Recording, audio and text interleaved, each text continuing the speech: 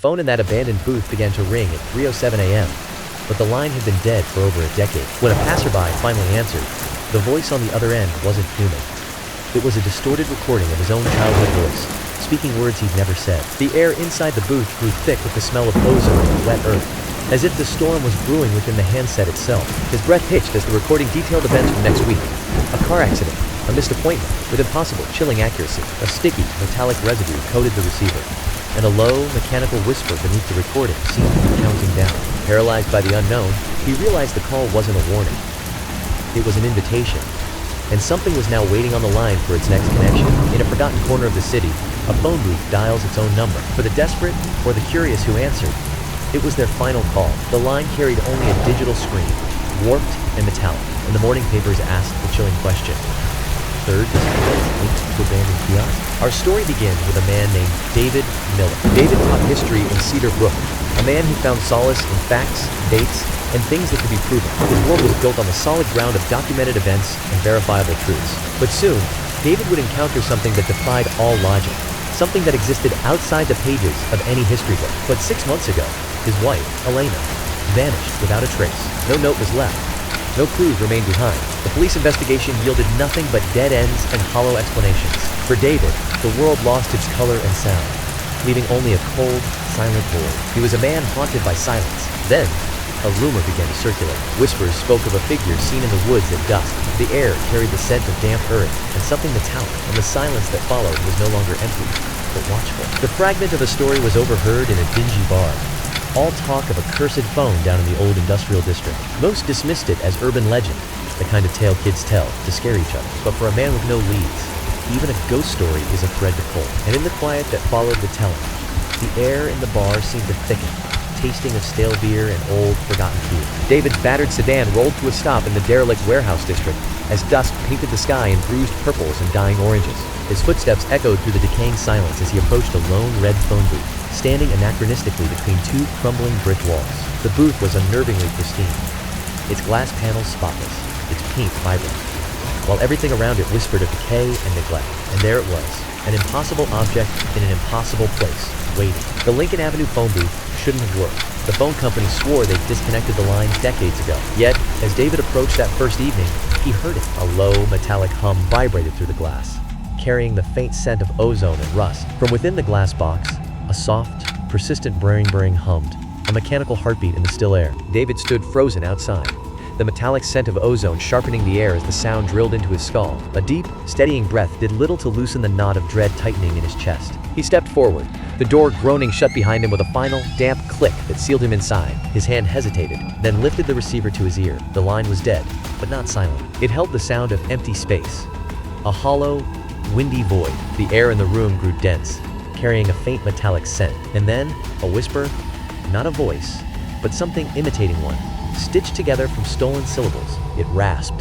Daaa-vid, the word dripping with a sticky, unnatural chill. The air grew heavy with the scent of ozone and old decay. His breath hitched, fingers trembling as the phone slipped from his grasp and clattered to the floor. It swung on its cord, a pendulum in the dark. From its depths came the faint, distorted echo of Elena's laughter, melting into static. The voice knew his name. From that moment, David was ensnared, returning to that silent room night after haunted night. Sometimes the phone remained silent, a dead weight in his hand. Other times, it would ring the instant he stepped through the door. The whispers grew distinct, coiling through the static. They quoted fragments of his most private conversations with Elena, replayed their bitter arguments verbatim. They even hummed the faint, off-key melody of the song she used to sing while cooking, a scent of ozone hanging in the air. It was feeding on his memories, digesting his grief. David grew gaunt, hollowed out by sleepless nights, as he obsessively recorded the static's whispers. A map on his wall, marked with times and dates of the calls, told a chilling story no one else could see. The air in his room carried the faint, metallic scent of ozone, a silent witness to the horror unfolding. The yellowed newspaper clipping from 1972 revealed a man who walked into the river,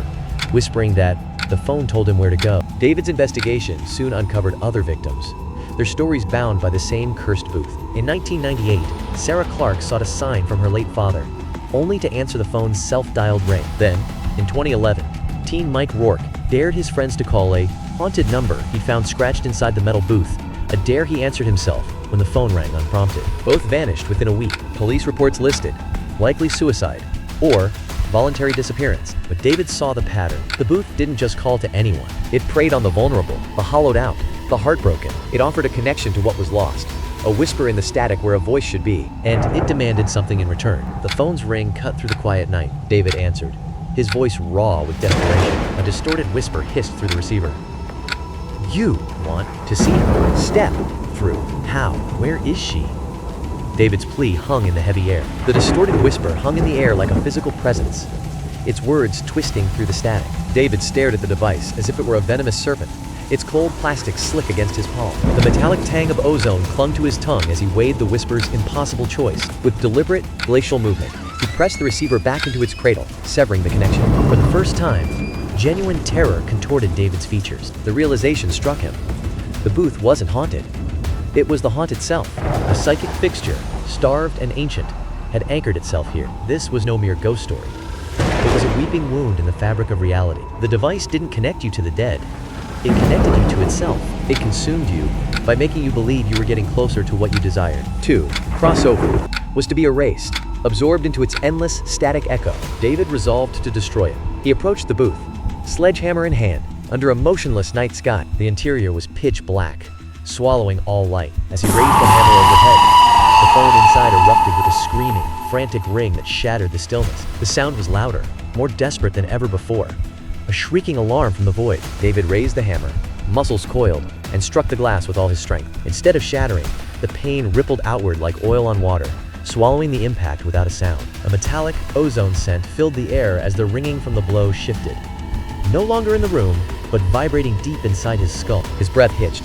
The sound was now a trapped, internal resonance, a phantom vibration humming behind his eyes. He dropped the hammer, clutching his skull as a wave of static electricity prickled his skin. Inside the glass booth, the telephone receiver lifted itself from the cradle, hovering weightlessly in the air. The metallic tang of ozone filled the cramped space, sharp and unnatural. Then, with a slow, deliberate groan, the booth's door swung open by itself. Not an invitation, but a command. From the speaker erupted a dissonant choir of stolen voices. Elena's pleas, Sarah's sobs, Mike's whispers, all overlapping in desperate, fractured harmony. Beneath their cries, a deep, hollow static pulsed with a palpable hunger that thickened the air with the scent of ozone and decay. A distorted whisper, thick with triumph, cut through the chaos. You are already on the line. David stumbled back, his vision swimming, and saw them faint, shimmering outlines of people crowding the shadows outside the booth. The previous victims, now part of the booth's consciousness, were trapped within its walls. Among them, Elena's face flickered like a dying light. In that moment, David made his choice, not for answers, but for her. He chose to be with her, even in that. With deliberate steps, David approached the open door, each movement measured against the oppressive stillness of the room. A faint, metallic tang hung in the air as he crossed the threshold, the atmosphere growing dense and charged. The door slammed shut behind him with a hollow, final clang that echoed in the confined space. Through the glass, we watched as David's hand reached out, his fingers closing around the hovering, silent receiver. He raises the object to his ear, and his entire body locks rigid. Then, his form begins to dissolve, as if a television signal is weakening. His figure shatters into a storm of digital noise and electronic snow. The static collapses inward, and where he stood, there is only empty air and the faint, acrid smell of ozone. The booth stood vacant, its receiver falling to swing in a silent, ghostly arc. The only sound was the faint creak of the cord as it settled, followed by an absolute, oppressive quiet. Morning sunlight then cut through the gloom, harshly illuminating the booth's exterior. The vibrant red paint seemed to pulse in the new light, a stark, jarring contrast to the night's hollow silence. A young woman, her face streaked with tears, approached, clutching a photograph of a lost loved one. She hesitated outside the door, her breath catching in her throat. The Lincoln Avenue phone booth still stands, a stubborn relic against the encroaching city. The city tried to remove it once, but something always stopped them.